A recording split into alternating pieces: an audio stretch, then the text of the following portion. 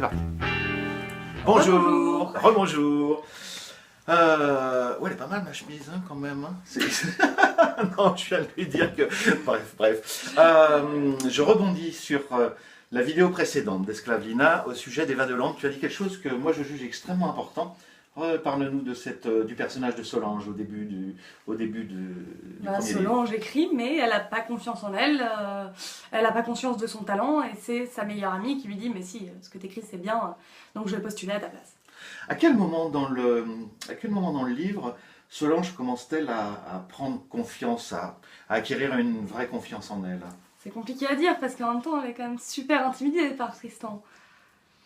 Oui, mais il se passe quand même des choses. Oui. Il y a un moment donné où elle doit être rassurée sur la teneur de ses écrits, c'est-à-dire ce que lui il en dit et comment il le juge, et puis elle se soumet Oui. À lui. Alors déjà, moi je vais pas spoiler autant, mais c'est pas la vidéo qui parle d'elle, donc si les gens... voilà. Et puis en plus, non, mais elle écrit des choses qu'elle a jamais écrites et qui l'intimident et qui en même temps l'excitent et qui en même temps l'attirent. Donc elle voit plus ce qu'elle écrit plutôt que la confiance qu'elle a. Après, c'est sûr que vu l'attirance qu'elle a pour se mettre, le fait que lui soit satisfait, c'est sûr que ça aide. Ouais. On est dans le cadre d'une personne qui crée, qui écrit. Et c'est vrai que le problème des jeunes créateurs, enfin le problème, c'était pas vraiment un problème, mais ça peut être une difficulté, d'une manière générale sur la création, particulièrement quand on débute, mais il y a des gens qui créent comme ça toute leur vie, il n'y a pas vraiment de règles. Le manque de confiance en soi et le manque de confiance à l'égard de ce que l'on crée est souvent un frein. Et ce manque de confiance en soi, eh bien, c'est par l'action, évidemment, qu'on peut le combler, bien entendu, en termes de création. Mais c'est aussi quelque chose qui rebondit avec ta servitude, Esclavina. Parle-nous de ta confiance en toi. J'ai confiance en moi sur plein de choses, mais que vous m'avez beaucoup aidé là-dessus.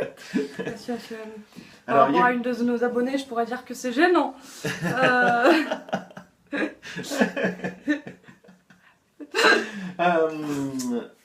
Lorsque tu es arrivé et lorsque tu as fait ta demande, entre le moment où tu as fait ta demande et le moment où, allez, on va faire la grande période, c'est-à-dire tu as été novice pendant un an et demi, est-ce que tu as senti la confiance en toi et la confiance en la relation, est-ce que tu l'as senti croître, s'affermir? Oui. Bon. Mais après, ça dépend des sujets.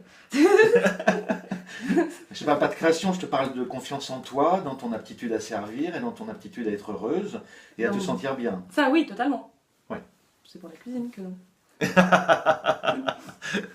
Bon. La cuisine, j'ai toujours du mal. Bon, vivement qu'Esclavneco vienne et puis que je vous donne des cours de cuisine à l'une et à l'autre et qu'après vous puissiez...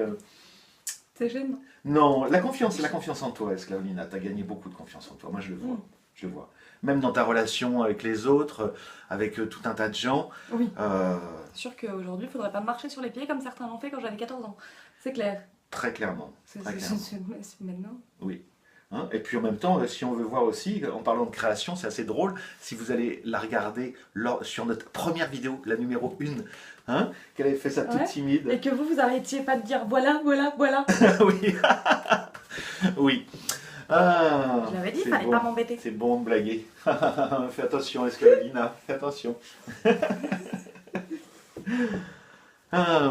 Voilà, donc...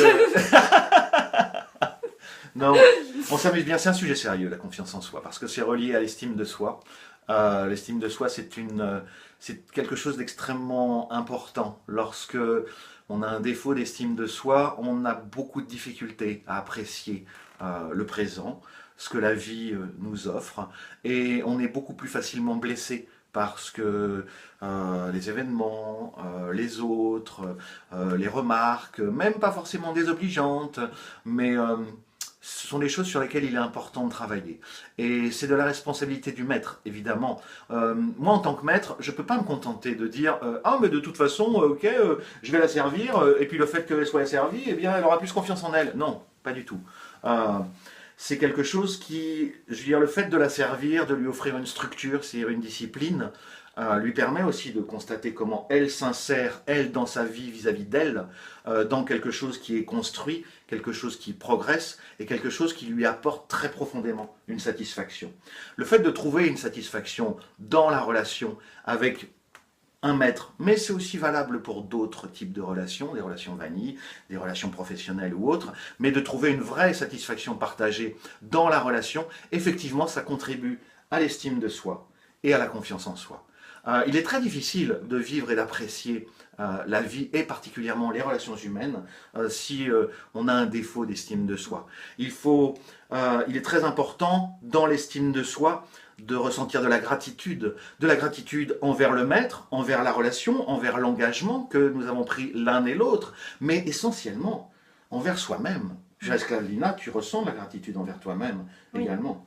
Et en même temps, la confiance envers la relation, envers ce que je vis, le fait que je sache que c'est légitime, que je vis ce que je veux, que ça me plaît et qu'il n'y a pas de mal à ça, et ben c'est sûr que maintenant, ceux qui me disent du mal de ce que je vis alors qu'ils n'en connaissent rien, eh bien ça glisse, comme de l'eau sur les plumes d'un canard, ça fait que glisser.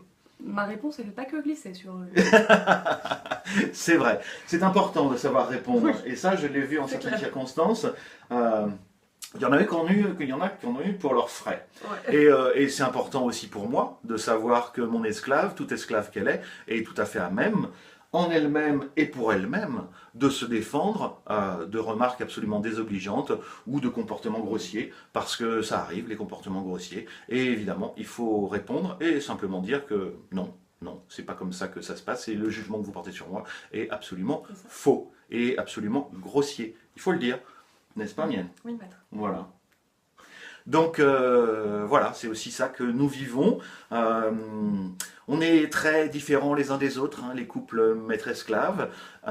Néanmoins, on peut souhaiter qu'une chose, c'est qu'ils partagent notre joie de vivre, qu'ils apprécient autant que nous notre choix de vie, tout en sachant qu'ils le feront de manière très différente.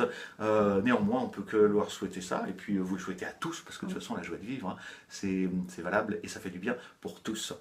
Portez-vous bien, à bientôt. Ayez confiance en vous. Ayez confiance en vous, respectez-vous. Et Soyez puis, heureux. Voilà. À bientôt. Ciao, ciao.